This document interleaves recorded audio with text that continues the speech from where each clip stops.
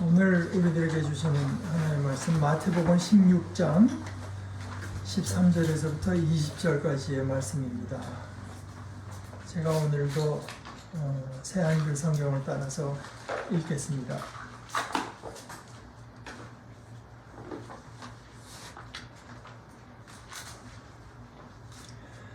예수님이 필립의 카이사레아의 여러 지역으로 가셔서 제자들에게 물으셨다. 사람들이 이 인자를 누구라고 하나요? 제자들이 대답했다. 어떤 사람들은 세례자 요한이라고 합니다. 다른 사람들은 엘리야라고 하고 또 다른 사람들은 예레미야이거나 예언자 가운데 한 분이라고 합니다. 예수님이 제자들에게 물으신다. 그러면 그대들은 나를 누구라고 하나요? 시몬 베드로가 대답했다. 선생님이야말로 그리스도이십니다. 살아계신 하나님의 아드님이십니다. 예수님이 베드로에게 대답하셨다. 그대는 복 있습니다. 시몬 바르요나. 그대에게 이것을 드러내신 분은 사람이 아니라 내 아버지 곧 하늘에 계신 분입니다. 나도 역시 그대에게 말합니다. 그대야말로 베드로 바위입니다. 이 바위 위에 나의 교회를 세울 것입니다. 하데스의 문들이 교회를 힘으로 누르지 못할 겁니다. 그대에게 하늘나라의 열쇠들을 줄 겁니다. 그대가 무엇이든 땅에서 묶어두면 하늘에서도 묶여 있을 겁니다. 또 그대가 무엇이든 땅에서 풀어두면 하늘에서도 풀려 있을 겁니다. 그때 예수님이 제자들에게 단단히 일러 자기가 그리스도라는 것을 아무에게도 말하지 말라고 하셨다. 하나의 말씀입니다. 하나님 감사합니다. 지난주에 제가 이제 설교한 것은 그 전부터 이어오던 설교 중에서 우리가 충성되다고 하는 것이 우리의 것이지 아니지만 마치 우리가 주인이라도 된 것처럼 여기는 것, 그것이 이제 충성된 것일 것인데 그런 여러 가지 우리가 어떤 맡은 일들 가운데서 우리 자신을 돌보는 것, 뭐 가정도 있고 직장도 있고 뭐 교회도 있고 다 정치도 있고 다 있지만 환경도 있고 그러나 그 중에서도 우리가 정말 무한 책임을 질 수밖에 없는 것은 우리 자신을 이제 우리는 우리의 것이 아니지만 마치 그것이 우리 주님의 것이기 때문에 오히려 더 우리가 어떤 주인의식을 가지고 돌볼 책임이 있다고 하는 것을 나누는 중에 우리를 돌보는데 개인으로도 하지만 역시 공동체로서 믿음의 환경이라고 하는 것이 중요하지 않느냐. 그 환경 가운데 중요한 것 중에 하나는 역시 좋은 친구, 좋은 친구를 두는 것이고, 뭐 생각해보면 좋은 친구 중에는 여러분들이 소위 경건 서적 같은 걸 볼 때도 정말 내가 배울만하고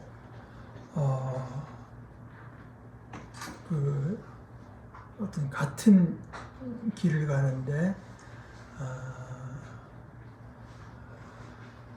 서로 간에 진정한 나눔이 있을 만한 사람들을 내 친구로 두는 것도 있고, 그리고 무엇보다 우리 함께 지내는 공동체, 그러니까 그런 것이 되도록 우리가 다른 사람 서로 간에도 좋은 환경이 되어주자 하면서 사실 우리 공동체라고 하는 것을 생각할 때 저는 우리 교회를 한 세 가지로 규정이라고 할까 그 성격을 말을 했고 사랑의 공동체, 소망의 공동체, 그리고 죄송합니다. 믿음의 공동체와 소망, 우리가 믿음과 소망을 함께 하는데 그 믿음과 소망을 지키고 믿음과 소망의 길로 나아가는 그 길을 사랑으로 한다는 의미에서 서로를 돌보고 이제 서로에게 걸림돌이 되지 않도록 노력하고 서로에게 유익이 되도록 노력하는 이것이 사랑이거든요. 그런 의미에서 믿음의 공동체, 소망의 공동체, 사랑의 공동체를 얘기를 했지만 제가 집에서 이렇게 하면서 생각해보니까 좀 찜찜해요. 아니, 설교를 잘못한 것 같다 이런 생각이 들어요. 그러니까 잘못됐다고 하는 건 뭐 너무 많은 걸 말을 한 것 같다 이런 생각이 들고 그래서 이걸 나눠서 조금 더 이제 부연해서 이것이 한 번 설교에서 끝나면은 좀 안 되겠다는 생각이 들어서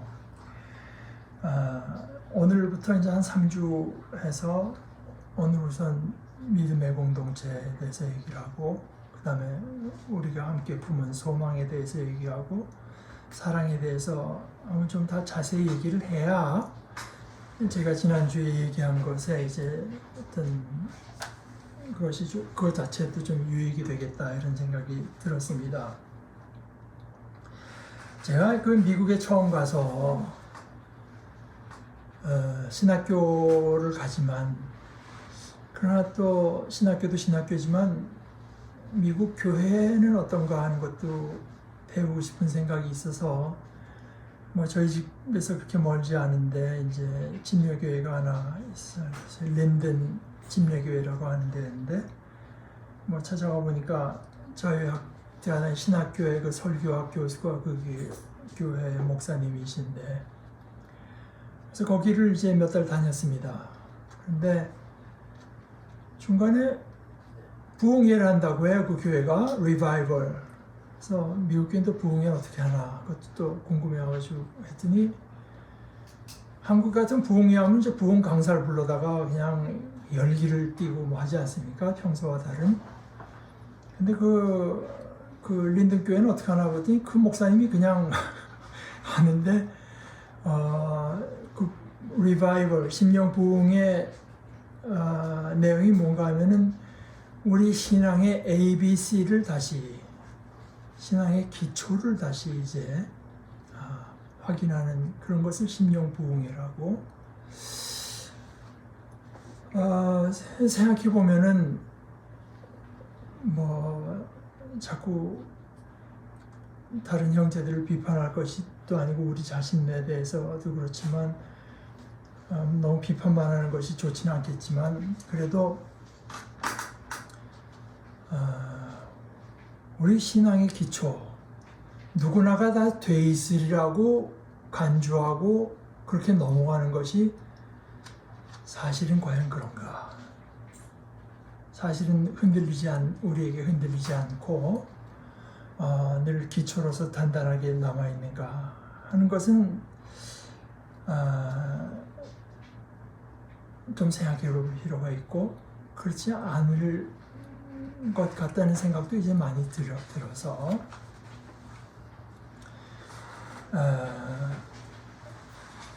그런데 이제 교회의 ABC라고 할 때 아까도 말씀드렸다시피 거진 동의어로 말을 하는 게 교회 ABC 그럼 신앙의 ABC나 이제 비슷하죠. 교회를 물론 소망 공동체, 뭐 사랑의 공동체라고도 불러도 뭐 되겠지만 역시 교회라고 하면은 신앙 공동체라고 이제 부를 수 있지 않겠습니까? 그리고 우리가 신앙 공동체, 그 신앙이라고 할 때 우리의 믿음의 제일 중심에는 뭐가 있는가? 오늘 이 내용이 있습니다. 예수가 누구신가? 예수가 내게 누구인가? 우리에게 누구인가? 우리는 예수를 누구라고 하느냐? 오늘 사실 제가 그 새한글 성경을 좋아하는 이유 중에 하나가 아까도 이제 여러분들이 주의 깊게 들으셨으면 느낄 수 있었지만 뭐 예수님께서 제자들에게 물으셨다. 제자들이 대답했다. 다 과거형이다가 15절에만은 소위 현재형으로 묻습니다. 이게 소위 이제 문법적으로 역사적 현재형이라고 하는 건데요. 신문 보면은 뭐 어저께 뭐 무슨 일이 일어나다 이런 식으로 이제 말하잖아요. 예수님이 제자들에게 물으신다. 거기 정확히 이제 원문에도 현재형으로 되어 있습니다. 그래도 뭐 지금 묻는다고 하는 뜻은 아니지만 그러면 그대들은 나를 누구라고 하나요?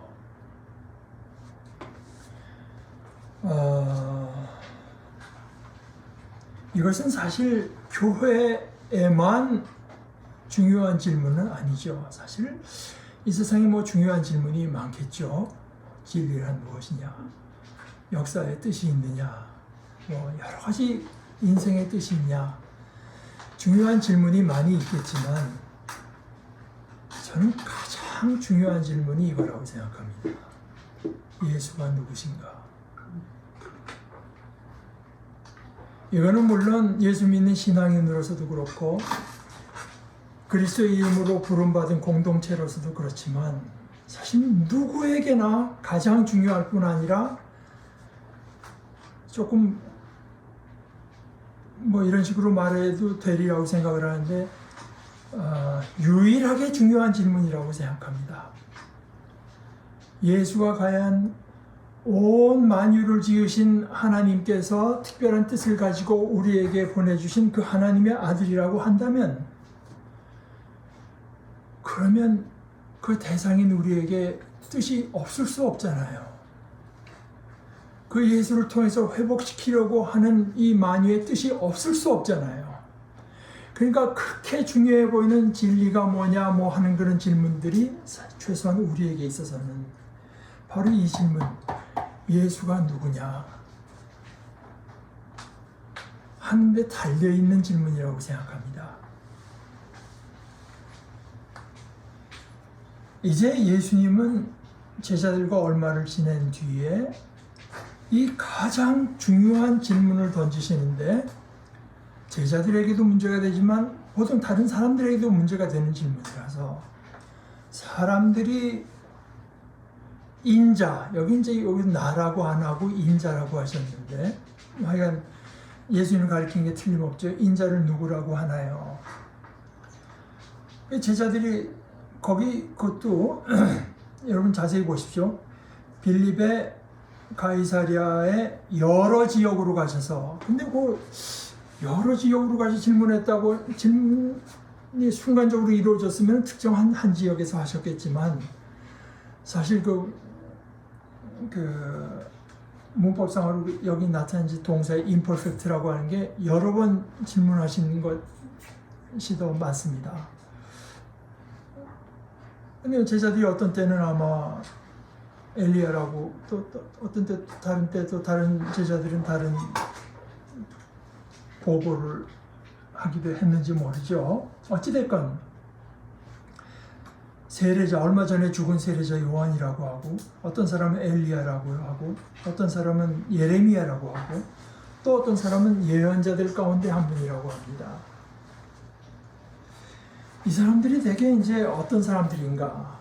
왜냐하면 예수님께서 그 유대 지역에서 했기 때문에 그 사람들은 예언자들에 대해서 알고 있는 사람들이고 이스라엘 역사에 대해서 알고 있는 사람이라서 거기서 연상되는 예수님을 이제 예수님이 누구신가 하는 대답을 그렇게 나름대로 결론을 얻은 거죠. 뭐 요한이야 뭐 말할 것도 없이 결혼하고 이런 부도덕한 짓을 했다고 말했다가 목이 잘린 사람이고 그리고 나오는 사람들에게마다 회개하라고 하는 하나님의 메시지를 정했던 사람이고 예레미야는 보통 뭐 우리가 별명상으로 눈물의 선지자라고 하는데 예레미야 서가 상당히 길지만 그 중에서 이제 한 구절 그저 예레미야 오늘 제가 말씀드리는 것과 연관해서 예레미야의 모습을 하나 보자면 15장 15절에서부터 18절까지를 제가 읽어보겠습니다. 예레미야가 하나님 앞에 탄식하는 내용입니다. 주님께서는 저를 아시니 저를 잊지 말고 돌보아 주십시오. 저를 핍박하는 사람들에게 원수를 갚아주십시오. 주님께서 진노를 너무 오래 참으시다가 그만 제가 잡혀 죽게 하는 일은 없게 해 주십시오. 제가 주님 때문에 이렇게 수모를 당하는 줄을 주님께서 알아주십시오. 만군의 주 하나님, 저는 주님의 이름으로 불리는 사람입니다. 주님께서 저에게 말씀을 주셨을 때 저는 그 말씀을 받아 먹었습니다. 주님의 말씀은 저에게 기쁨이 되었고 제 마음에 즐거움이 되었습니다. 저는 웃으며 떠들어대는 사람들과 함께 어울려 즐거워하지도 않습니다. 주님께서 채우신 분노를 가득 안은 채로 주님의 손에 붙들려 외롭게 앉아 있습니다. 어찌하여 저의 고통은 그치지 않습니까? 어찌하여 저의 상처는 낫지 않습니까? 주님께서는 흐르다가도 마르고 마르다가도 흐르는 여름철의 시냇물처럼 도무지 믿을 수 없는 분이 되셨습니다. 엘리야는 아합 왕과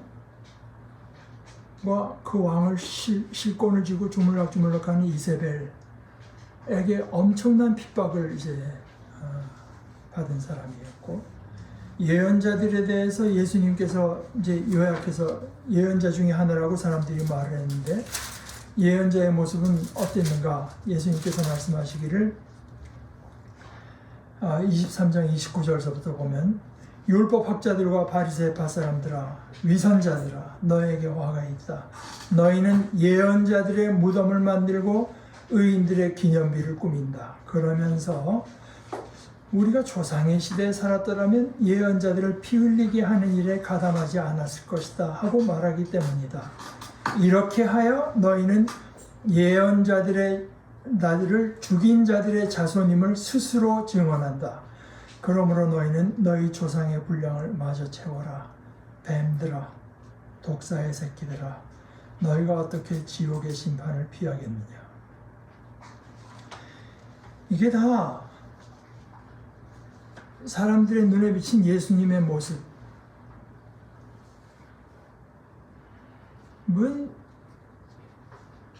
그렇게 좋은 사람이 아니었습니다. 순한 사람, 양순한 사람, 누구에게나 잘 대해준 사람이 아니었죠. 사람들에게 비친 모습에서 이런 사람들이 인물이 연상되었다고 하는 것은 이런 사람들에게서 정치적 또는 종교적으로 힘을 지닌 권력자들과의 갈등이 다 이 사람들이 보여준 삶이었거든요.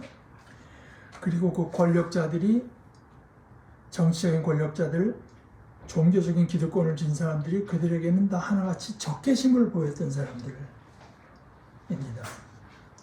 어쨌든 사람들의 눈에 비친 예수의 모습은 그랬고, 사람들이 제 나름대로 그런 견해들을 다 가지고 있습니다. 이거는 사실 오늘날의 상황, 언제나 마찬가지죠. 오늘도 여러분들이 글을 보거나 누굴 만나면 아마 예수님에 대해서 나름의 견해가 없는 사람이 없을 겁니다. 예수는 이런 분이었어.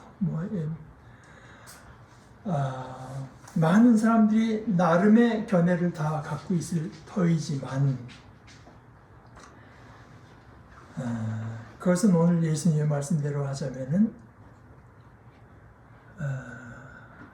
아까 예수님께서 그대에게 이것을 드러내신 분은 사람이 아니라라고 했는데, 이것은 이제 번역이고, 원문 그대로 하자면 혈과 육과 혈육이 아닙니다. 사람이 아닙니다. 예수님에 대해서 많은 견해들이 있고, 훌륭한 분이라고 하는 분들도 있을 수가 있고, 의로운 분이라고 말하는 사람도 있을 수가 있고, 자기가 하나님의 아들이라고 착각한 인물이라고 생각하는 사람들도 다 있을 수 있지만, 모두 다 인간들의 견해일 따름입니다.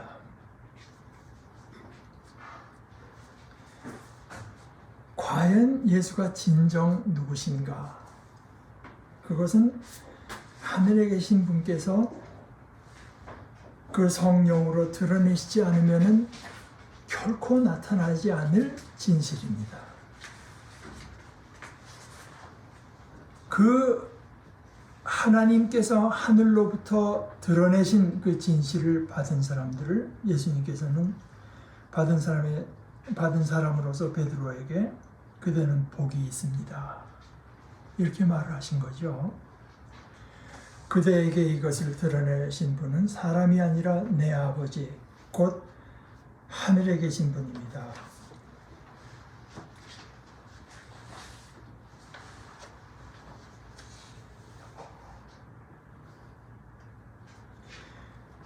예수님께서 이런 질문을 하시기 위해서 어디까지 가셨나? 빌립의 가이사랴, 여기는 어디냐 하면은, 제가 이제 이스라엘 땅을 말을 할 때, 우리 한국 국토를 말할 때 백두에서 한라까지 이렇게 말하는 식의 명칭이 이스라엘에서는 단에서 브엘세바까지입니다. 단이라고 하는 건 저 북쪽에 있는 도시로서, 단에서부터 발원한 강이 요가 후람이거든요. 단위로부터 내려온 단에서부터 내려온 강이고, 그 단 바로 북쪽에 거진 백두산 정도의 높이의 헐몬산이 있습니다. 거기서 이제 물이 땅속으로 스며들었다가 단에서 이제 발원지가 있어서 거기서부터 이제 물이 솟아나가지고 흘러내려와서 요단강이 돼서 저 밑에 사해까지 내려오는 거거든요. 그런데 그 근처입니다. 저 꼭대, 단보다도 더 위죠. 더 위입니다. 예수님께서는 그 당시 권력자 헤롯 안티파스의 그 통치 지역으로부터도 한참 더 떨어진 데까지 제자들을 데려가신 거예요. 왜냐? 이 질문은 엄청나게 중요한 질문이면서 또한 엄청나게 위험한 질문인 겁니다. 시저를 다 신격화하고 시저를 숭배하도록 만든 그 로마 제재 하에서 시저가 아니라 당신이 왕입니다. 이렇게 고백한다고 생각을 해보세요. 이것이 얼마나 위험한 일인가.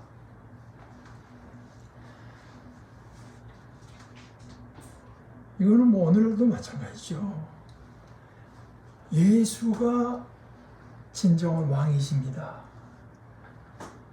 모든 것을 주님께서 다스리고 계십니다 하는 것을 고백하는 순간 그 사람의 삶은 대단히 불편해지고 대단히 위태로워집니다. 대표적인 인물, 제가 전에도 말했죠. 임은정 검사 같은 사람 보세요. 검사 사회가 얼마나 타락했는가를 말을 하고 나서 그 사람의 삶이 어떤가.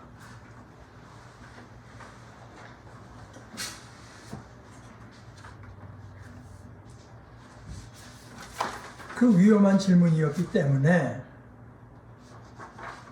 저 멀리까지 가서 제자들에게 이 질문을 던지셨고, 베드로의 입에서 이런 고백이 나왔을 때 예수님께서는 그것을 기반으로 해서, 또는 그 고백을 하는 베드로라고 하는 인물을 기반으로 해서 내 교회를 세우겠다고 말씀하시는 것입니다. 이것은 마치 예수님께서 산상수훈 말씀하실 때 7장 24절에 뭐라고 산상수훈을 다 말씀하시고 나서 내 말을 듣기만 하고 그대로 따라 살지 않는 사람은 모래에다 세워놓은 건물 같아가지고 비가 나고 물이 들이치면 멀쩡해 bet은 게 홀라당 다 넘어간다고 이제 하시면서, 누구든지 나의 이 말을 듣고 그것을 실행하는 사람이 있다고 합시다. 그는 자기 집을 바위 위에 지은 생각 깊은 사람과 같을 것입니다. 예수님께서는 이제 그 말씀을 하신 것처럼 여기가 예수님의 교회를 세울 든든한 반석이 됐다고 말씀하시는 거죠. 베드로가 경건해서가 아니라, 베드로에게 뭐 뛰어난 지도력이나 행정력이 있어서가 아니라, 베드로의 입에서 그런 고백이 나왔다고 하는 것은 뭐냐? 하나님께서 그에게 진실을 드러내신 인물이고 그가 그것을 받아들인 인물이기 때문에 그것 외에는 기초가 될 것이 없습니다. 하나님의 뜻이 드러났고 그것을 받아들인 거기 그리고 하나님의 뜻이 드러났고 받아들인 것의 가장 중요한 것은 예수가 그리스도시며 살아계신 하나님의 아들이라고 하는 것. 이 그리스도라고 하는 말 뜻은 왕이라는 뜻입니다. 왕. 아까 우리가 시편 2편 봤다시피 하나님께서 왕을 세우시잖아요. 내가 오늘 너를 낳았다. 아들과 같은 왕을 세우십니다. 그 왕을 세우고 왕인 것을 고백할 때 세상의 모든 권력자들이 거기에 반항하죠. 그러니 위험한 거 아니겠습니까?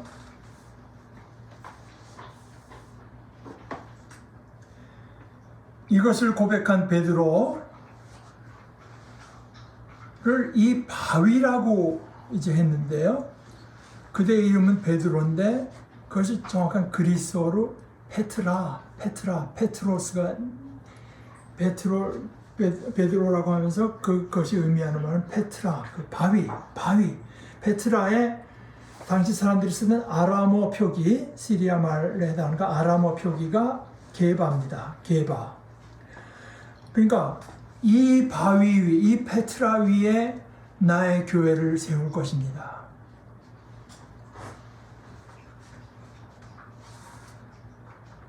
그래서 단수로 말씀하셨어요. 제자들이 아니라 그 고백을 한 베드로라고 하는 인물, 이제 페트라라고 하는 이름을 지어주신 인물로서, 이것은 마치 여러분들이 구약 성경 읽다 보면은 본래 그 믿음의 조상 아브라함의 이름이 아브람이었다가 하나님께서 이제 그를 통해서 큰 백성을 일으키겠다고 하면서 새로 주신 이름이 아브라함 이었던 것과 비슷합니다. 예수님께서는 그를 페트라, 반석, 베드로, 반석으로 부르시면서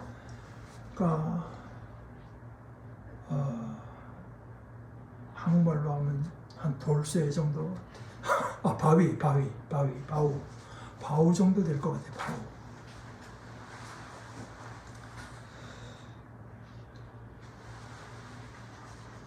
그 위에 나의 교회를 세우겠다. 그 반석 위에 이제 교회가 서는데, 이 반석 위에 세워졌다고 하는 것은 베드로로 이어지는 그 전통 위에서 베드로의 그 고백에 동참하는 것을 말합니다. 이 반석 위에 세워지는 교회라고 하는 것은, 그리고 베드로가 이런 고백을 하고 했다고 해서 베드로가 지금 단단한 것은 아닙니다. 곧 바로 뒤에 나타나면서 베드로는 많은 실패를 하게 되죠. 그러나 그 고백을 한 베드로 자신도 자신이 한 고백이 어떤 것이었는지, 어떤 뜻이었는지 이것을 앞으로 깨우쳐 나가야 됩니다. 심지어 크고 작은 많은 실패들을 통해서 그것을 깨우쳐 나가야 돼요. 그것이 교회입니다. 우리도 예수님이 하나님께서 세우신 왕, 즉 진정한 왕이신 것을 인정하고 고백합니다. 또는 고백하는 일원으로 참여합니다. 이 공동체에. 이것이 우리의 믿음입니다. 우리는 바로 이 믿음을 함께하는 공동체입니다. 또 이 믿음을 고백할 뿐만 아니라 우리가 고백하는 이 믿음을 함께 또한 추구하는 공동체이기도 하지요. 베드로처럼 우리도 또한 심지어 많은 의심과 많은 실패를 통해서 우리가 매주 또 언제나 하는 이 고백의 내용을 배우고 깨우쳐 나갑니다. 예수님이 과연 왕으로서 다스리시는 분이니까 우리 각자와 우리 공동체를 온전히 더욱더 다스리시기를 기도하면서, 그리고 그 예수님과 예수님의 뜻에 맞춰서 우리 자신을 훈련해 나가고, 또 우리가 별로 원치 않는 것 있는데 예수님이 원하시는 게 있을 수가 있고, 예수님께서 원하시는 게 확실한데 우리가 별로 마음 내켜하지 않는 것이 있을 때 우리와 의지의 선택을 예수님의 뜻에 맞춰가는 것을 연습하면서,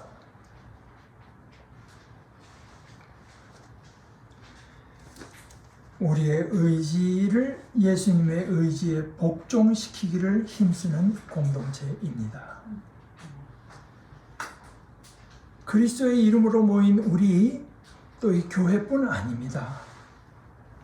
우리가 예수님이 왕이시다 하고 고백할 때 그것은 우리에게만 왕이 되시는 것이 아니라 그분이 모든 사람의 왕 되신 것으로 우리는 그렇게 믿고 고백하는 것입니다.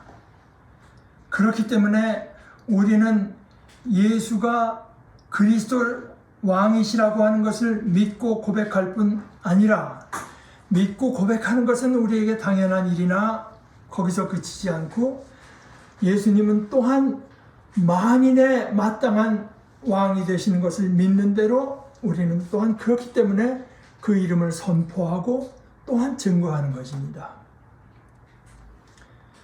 말과 행동으로요.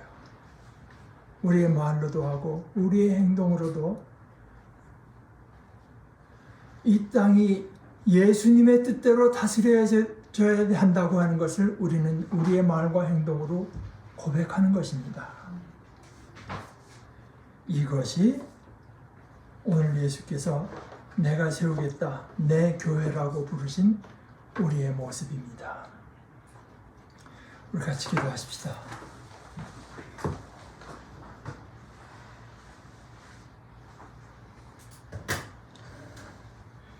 하나님 아버지, 저희들에게 우리의 참 왕 되신 예수 그리스도를 보내주시고,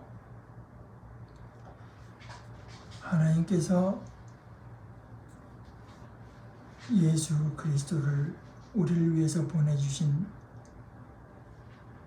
이 큰 진리를 드러내어 주신 것을 감사하고, 저희들이 그것을 믿고 고백할 수 있는 작은 믿음을 저희들에게 허락하신 것을 감사합니다. 아버지, 저희들이 이 믿음 위에 서고 이 믿음을 고백하고